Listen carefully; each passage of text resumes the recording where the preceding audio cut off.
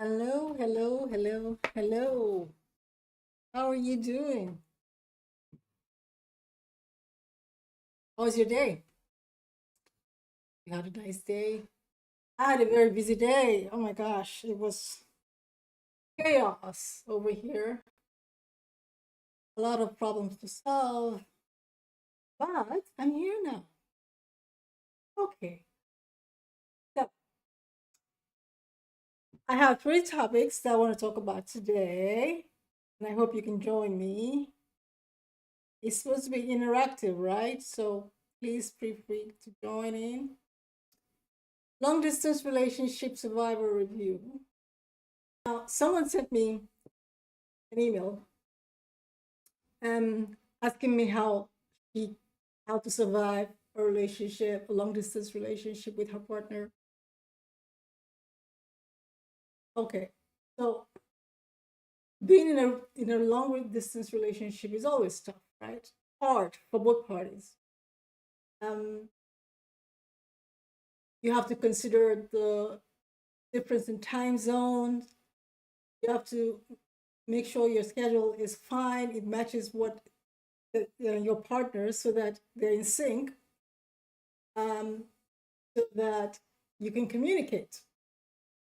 It's hard when you care about someone and they're far away. You can't go out for dinner with them. You can have lunch with them. You can't touch them.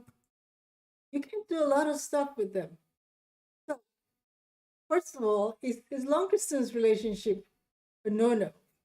Is that a no go area for some people? I think so. Some people avoid it completely.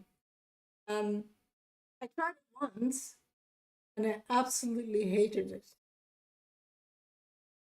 because I'm based in the UK. I had a relationship where um, my partner at the time was based in the US, and we were both working, which means that for me, I would leave home at 6:30 in the morning, get to work. At the end of the day, I leave work at 7, get home around 8 o'clock, 8 o'clock-ish. So during the day at work, I was always very busy. Always, if you're working in banking, you're very busy all the time, right? All the time. And he also, he was working for a financial institution at the time as well, so he was always busy. So the only way we were able to communicate, it was very difficult, but we managed to communicate. Um, During the day when the U.S. come on, they get to work. Um, he would text me to say, "Good morning, I'm heading to work." When he gets to work, text me and say, "I'm at work," stuff like that. And for me, leaving home was 6:30. I would text him knowing he wouldn't see it until later. Right? I was leaving home, um, good morning, leaving home, all that. Yeah. Right? It was hard, right? Because I wanted a relationship where when I came home, I after work, when I left work, I wanted someone to sit, to talk about my day with. I wanted to hear about his day. I wanted us to go out for dinner, you know. During the weekend, I wanted to go shopping, cook together, eat together, stuff like that that couples do. And there's nothing wrong with that, right? But it was hard. Because each time I had to plan something, I had to take him into consideration because I had to think about him. If I want to watch a movie, right, and I want to watch it with him or he wants to watch it with me, I have to share my Netflix. He had my Netflix details, I had his. So we would sync it and try to watch it at the same time. Right? So stuff like that was hard. And then each time when we had time to travel, when I had time to take a break from work and travel, it was just for a week, tops 2 weeks. And that was not enough because you haven't seen this person for months, months and months, and then you want to spend time with them. The time flies, really. It really flies. And then Before you know it, it's time to go back. Oh, it was hard. After that relationship, I made up my mind that I would never, ever, ever do that again. It was hard for both of us. So, I mean, these days, I think there are ways that you can communicate better. There are there's this thing called teleporting that you can use. You can both use to watch movies simultaneously, or you can play games simultaneously as well. There are things that you can do, but is it enough though? In a relationship, there has to be closeness. There has to be honest, if you know what I mean, where you do things together. You even if you don't live together, you meet a lot more because if you're living in the same city, you have more time to spend together. The weekends you want to spend with them, you want to go shopping with them, you want to do a lot of things with them, things that you cannot do with someone's really far away. So it was a very difficult relationship. It only lasted like a year, or it was the worst relationship ever because I there was this thing about trust as well. You're sitting there wondering, Saturday is the weekend. What are they doing? Even if you call them and say, "Oh, what are you up to tonight?" And they tell you, "Oh, I'm just gonna stay in because I'm so tired. I did a lot of chores at home during the day, so I really want to relax and have a glass of wine and just chill." Well, there's always that thing at the back of your mind. Is he alone? Is she alone? Are they watching this movie alone? Are they staying in alone? Slowly, it creeps in. Maybe you don't want to think about that. You don't want to think that way. But somehow you're a human being, right? And you start to think stuff that are not true. And it didn't impact our relationship because I never said a word about it. Neither did he. He never said a word about that to me. But back of your mind, always have that nagging feeling that maybe maybe he's seeing someone else. Maybe he's out there with someone else. So his relationship is long distance relationship. Is it a no for you? Is this something you've ever tried? Is it something you would try? Because I've met people who absolutely do not have a long distance relationship. But if you're going on dated site these days, sometimes you might find someone on those apps that you absolutely like. He seems or she seems perfect in every way, but they're far away. Forget the fact that they're in another country. Even if they're in the same country as you, but they're different cities or different states, right? It's also hard because imagine if someone wants to go out with you for a night, like today's Friday, they want to come over and go watch a movie with you, right? And they have to drive 2 hours to get to you, or they have to drive an hour even to get to you. And then after the movie, after the night out, they have to drive back again. And then they can't even have a drink because they have to drive, right? It's hard. It's very hard. So I can understand why a lot of people won't try it. They won't go for it. But when you see someone that you actually like, you want to give a shot, right? You want to say, oh, maybe you try to deceive yourself and say maybe it will work for us because you like them so much. But at the end of the day, you're gonna find out that it's not gonna work.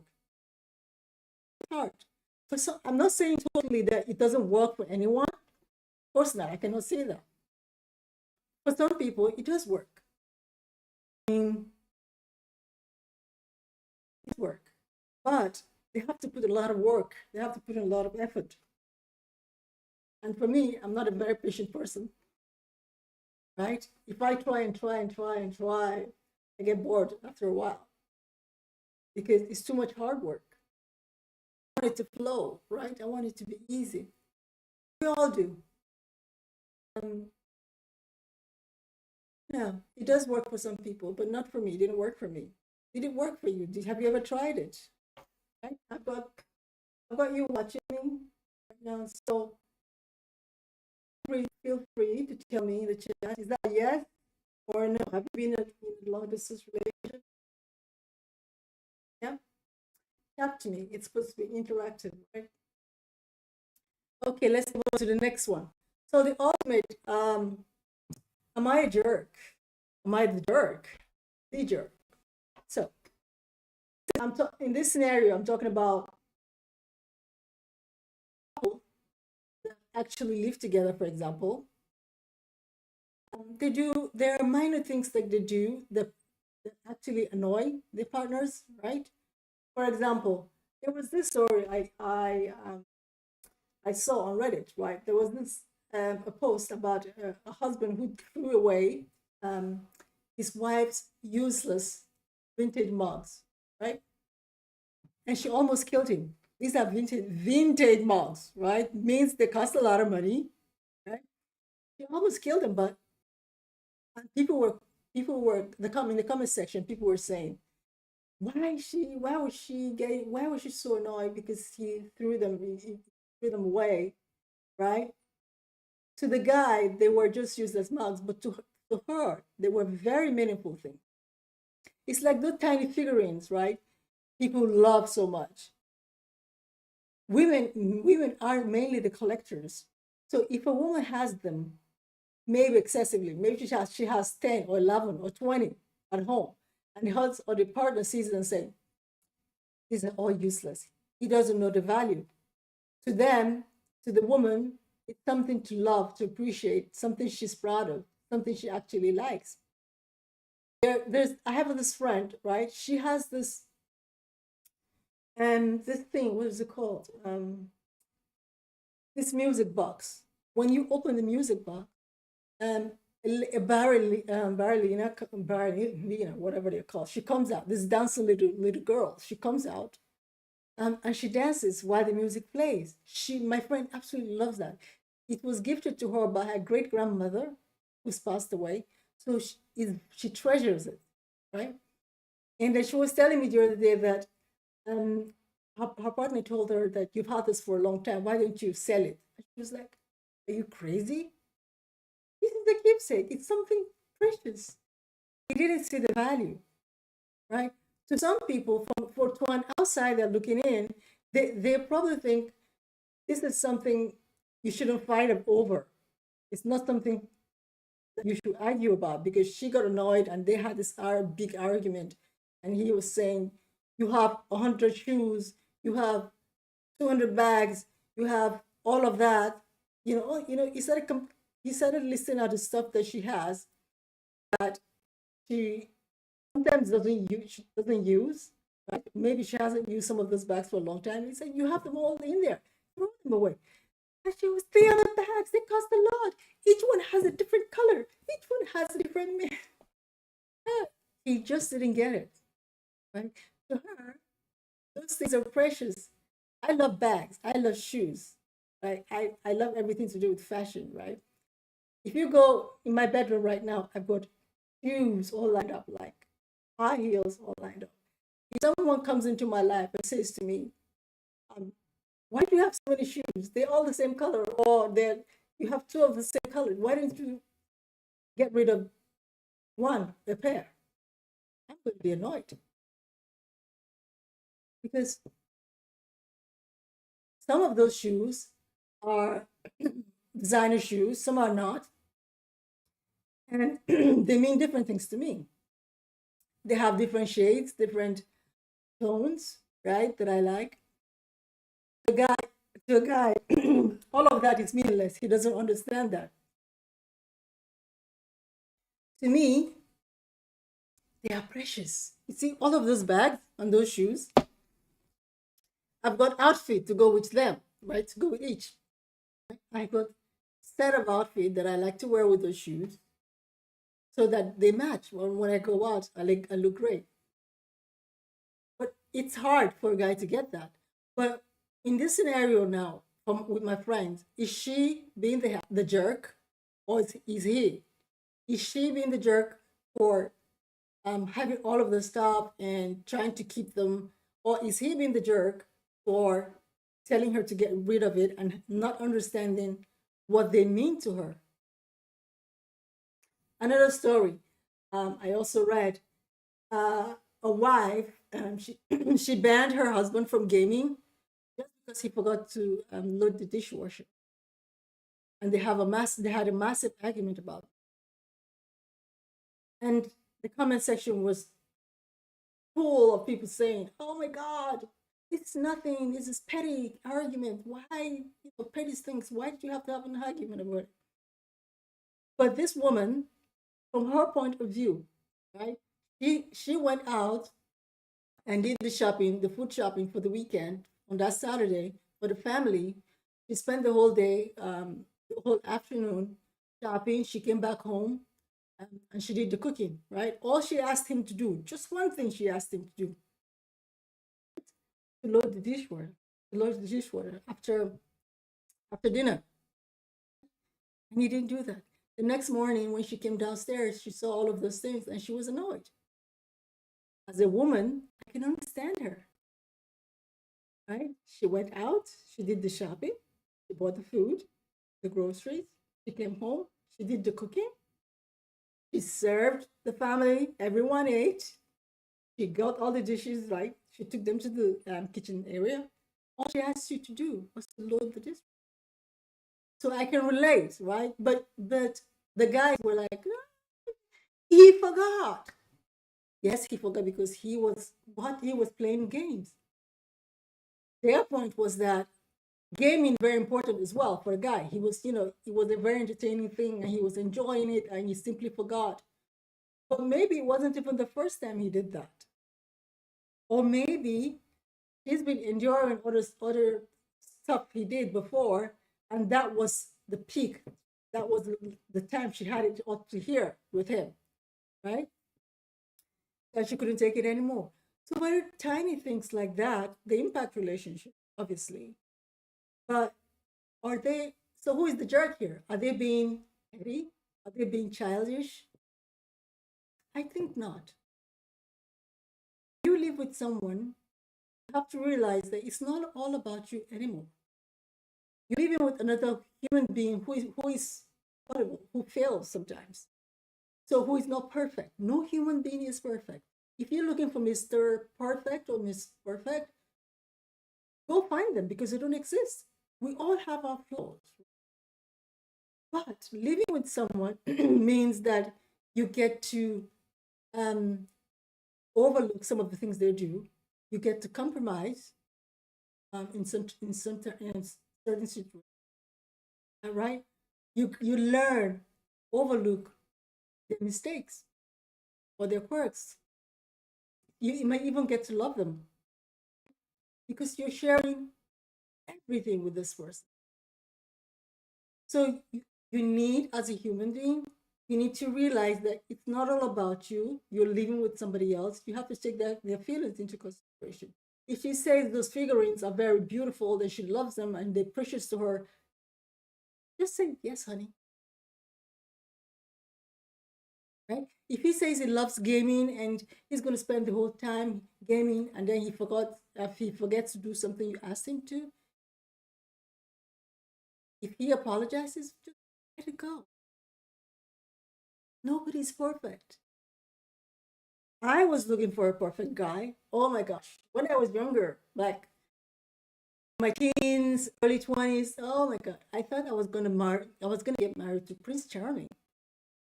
Honestly, I did. You know why? Because when I was growing up, I loved those Niels and Bones stories, the books. I had boxes and boxes of them. They were not mine, they were my mom's. But I got to reading them and I love them. Those guys in those books, they are all white, handsome, good looking, rich, all of that. I was looking for that guy. In reality, I never found. They do not exist. So if you think that you're going to live with Miss Perfect or Miss Perfect, you know, and you all going to live happily ever after, it's not going to happen. You're just dreaming. We all have our flaws. All have our quirks that you have to live with. If you love that person enough, then you have to live with it. If you do not, of course, that's a different story entirely. You can break up with the person, right? Because those tiny things, they may be really tiny and look petty to other people, but they're strong enough to break the relationship, right? Another example is someone that a lady was saying the other day that her husband, when he comes home and takes and undresses, right? He, he he just leaves his clothes on the floor in the bathroom. There's a laundry basket in there in the bathroom, right there. So all the dirty laundry clothes and everything, the family put them in in this basket, and when she has time at the end of the day, maybe at night or maybe during the weekend, she just goes to the basket and gets them. But he prefers to come home, undress, and leave them on the floor. And she said she's talked to him about it so many times, and he just wouldn't listen. Never listens. So she tried. I said to her, "But why don't you just pick it up, put it in the basket? The basket's right there, right? And you know he's your husband. He didn't start doing it today. He's been doing it for a long time." She said, "Yes, she's tired of talking about it, and she wants to leave the marriage because she said it's not just one thing. That was the biggest one that she was complaining about. But she said it was a number of things that has built up over the years that she's come to a point where she can't take it anymore." And I told her, out there, right? There's nothing out there. If you leave your marriage and go out there, there's nothing out there for you. Seriously. The girls out there, women out there that are single, they want to get married and be where you're at. I tell you, if you want to swap roles, there are hundreds of women that will be willing to do that. They will come in here, they will accept all his flaws and mistakes and whatever, and they'll do better than you. Do you want to go out there? You think Mr. Perfect is out there? It doesn't exist. And I talked to her and talked to her and talked. She calmed down. At the end of about 2.5 hours of talking and trying to make her see sense, she finally said, okay, she will try, she will go back home and she will try to make it work. But sometimes people tend to jump the gun and just do something really stupid and lose everything they've built with that person, with their partner for a long time. They lose it all. Right? We have to think, a little bit more, because if you want the perfect marriage, it doesn't exist. What your marriage is what you make it to be. Your relationship is what you make it to be. If you think that you being with someone is going to be absolutely perfect, you're so wrong. Nobody's perfect. Your life is what you make it. Your relationship is what. So, anyways, talked about that one in length. Let's talk about the last one. So the next one is meet the parents panic. So this one, the email I got on this one is, so this couple, they've been together for how long? 7 years. And she's never met his family. So recently, he decided that they will go to a different city to where his parents live for the weekend. And they are both Africans, right? So when they got to the family house, and his mother, the family accepted her. They welcomed her. Everything was fine. Everything was going great. They had dinner. because they got there late Friday night. They had dinner, and his mother asked her to do the dishes after dinner. She didn't have a problem with that, so she did that. It was fine. The next morning, and his mother told her that today is Saturday.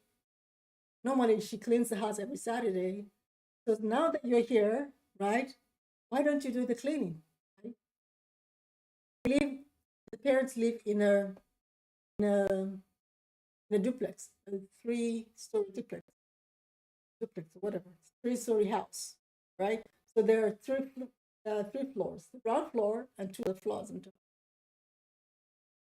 That's 2 story. So, um, so she asked her to clean the rooms. Uh, there were 6 rooms, 2 big ones and 4 tiny ones, plus the toilets and the bathrooms and everything. She asked her to do everything. They were going out. She was going out with her husband, so the lady should do it. She was going out with her husband and her son, so they expected her to do everything, and she refused to do it. She said, "No, she came to visit. She didn't come here to do to be a slave." The guy's mom, wasn't happy with it. In fact, at the end of that weekend, his mom told him to break up with her because she's not wife material. He actually broke up with her. So I'm like, first of all, it is hard enough to meet your partner's um because you want to first impression is very important. You want to be show them that you're the right person for their son or for their daughter, and then they expect you to be the slave, to be the maid of the house. What country does that happen? Right? They expect you to come. You're a total stranger. They're meeting you for the first time, and they want you to show them that you're wife material, doing everything they asked you to do. Would you do that? I sat there and thought about it. Would I really do that? No. There's no way on God's earth. There's no way I'm going to do that. Because to me, you don't judge a good wife by, potential good wife, by telling her to slave for you in order for you to judge her. That is not a good way to judge a human being, right? This woman is someone else's daughter. Would you want your daughter to go to her meet or to meet her potential mother-in-law and be treated that way? I don't think anyone wants to do that. We won't accept that.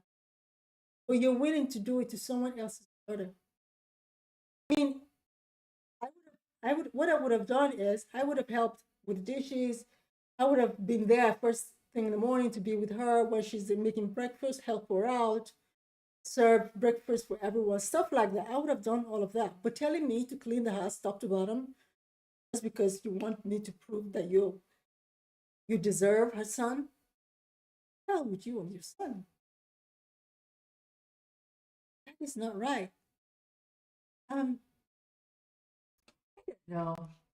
I guess maybe I don't know. Maybe it's the way they were brought up. If you were brought up that way, you behave that way to others because you were brought up that way. Maybe the mother went through that to jump through hoops just to get her husband as well, and then she's projecting that same bad behavior or bad treatment on her potential daughter-in-law.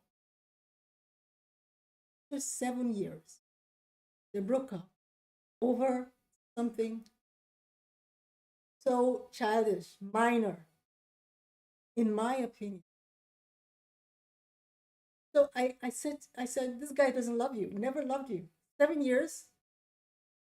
This little thing broke the entire relationship. And he said to her that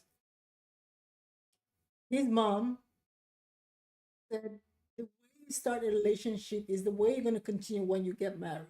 If you won't clean the house right now, before you get married, when you get married, she's not going to clean the house. That is total crap because that is not true. Because when you get married, of course, you take care of the house. She's the wife, she take care of your home. It's the wife's duty to take care of the home, right? But that doesn't mean that you should walk all over her. In marriage, people talk a lot about submission. What is submission, by the way? Right? Submission, to me, submission means the man is the head of the house. He says something, you agree with him. If you do not agree with him, you tell him it's not, you don't agree with him, and you give him the reasons why, right? At the end of the day, though, he makes the ultimate decision.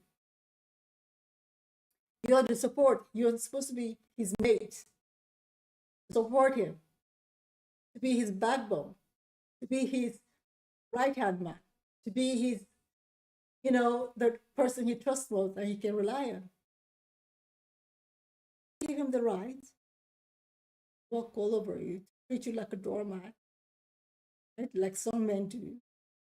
Doesn't give them the right to say your place is in the kitchen and you don't deserve to do anything else. You don't deserve to be out there working. Meanwhile, he's working with he has colleagues that are women, and he looks at them each time they walk past, right? He's admiring them and everything. Then he comes home to you. He wants you to stay there because he doesn't trust you or something. I don't know. But it's good to submit, to be a submissive wife, right? In the sense that you're his partner, yeah, you're his right hand person. You support him. If there's a problem, it's you and him against the world. No matter what happens, you will stand by your man. No matter what happens, you will stand by your woman. Be submitted. Submissive doesn't mean that he can go out and come back whenever he wants at midnight, and you have no right to say, where have you been?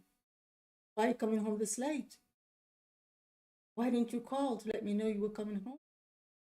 Why didn't you? I was sitting here waiting for you. It doesn't give him the right to treat you badly.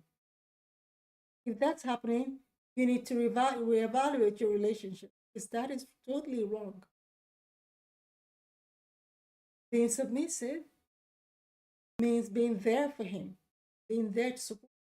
Not when he says sit down, you said yes, sir. When he says stand up, you say yes, sir. Why would a man even do that to his woman? His head checking if he does that. Anyway, back to my point. I mean, if you, on my own, me as a person, if I would never ever push to meet my partner's parent until we get engaged. Right? If you get engaged, it means he's actually committed to you. He's serious, right? You get engaged, you go meet the family, and before you do that, though, you have a talk about it. You want to know from him what to expect. What are your parents like? How do you think they react to me? He would know. They're his parents. But it's not. It's also the other way. You can work the other way around, because if you're going to meet the woman's family, parents, the same thing. You talk about it. What should I expect? What would they expect me to do? Like that, so that you're well prepared for anything that may happen. If something happens that you're not sure of, you look at him. The thing couples do when they're so close, and so they're so connected, that if someone tells you to do something, you look at your partner. The way he looks at you tells you he means no, don't do it, right? So if you're not sure of something, you look at your partner, or you communicate in a way that others will not understand, right there, you get the feeling from him what he wants you to do. Right? You make sure that you're prepared. He gets you prepared for it. Make sure that you know what the expectation is. Make sure that you understand the kind of people his parents are and what they like, what's likely, the kind of questions they're going to likely ask, right? Stuff like that, so that you're well prepared in advance, so that you don't feel like you're being thrown under the bus or in the thrown in the middle of everything, so that you look stupid right in front of potential in-laws. So it takes a bit of homework to do, to meet before you have to meet the parents. There's a bit of homework to be done. After you meet the parents, there's also a bit of homework to be done. Because when you go back after everything and you sit down and talk about it, oh, I should have done this better. I should have said this better, or something like anything.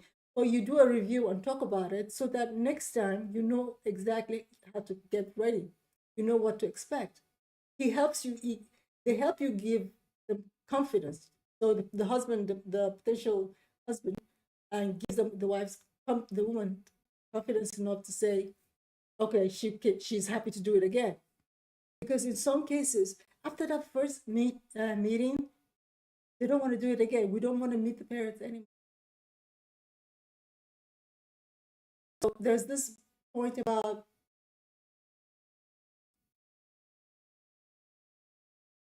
if a guy is supportive of you during a relationship and you meet his parents and things get a bit awkward and he takes his parents' side, not yours, he doesn't defend you in front of the parents, you need to think about that relationship again.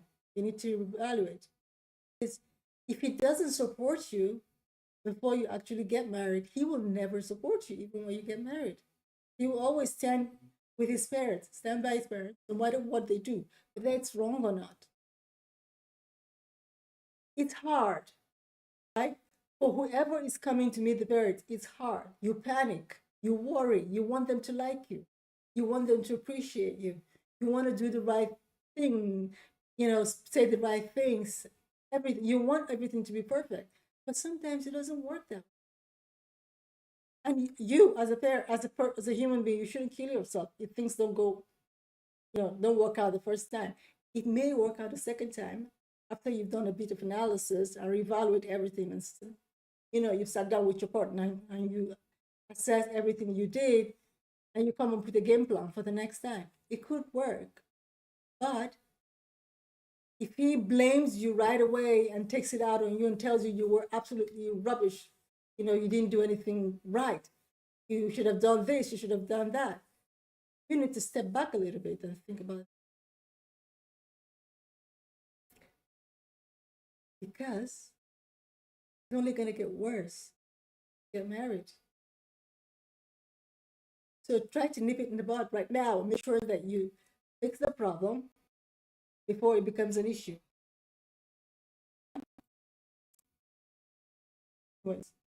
So these are the topics I wanted to discuss today. Hope you've enjoyed it. Hopefully I'll get some more questions before tomorrow. Now come back online and we shall talk about it. But you'll need to engage, of course, not just watch and listen. I would like to get your opinion too, because I'm learning too. I could be wrong. I mean, I've talked a lot for about how long? Over 30 minutes? Or maybe you disagree with what I'm saying. You can just put it in the chat and let me know. But thank you for joining me today. Enjoy the rest of your Friday evening.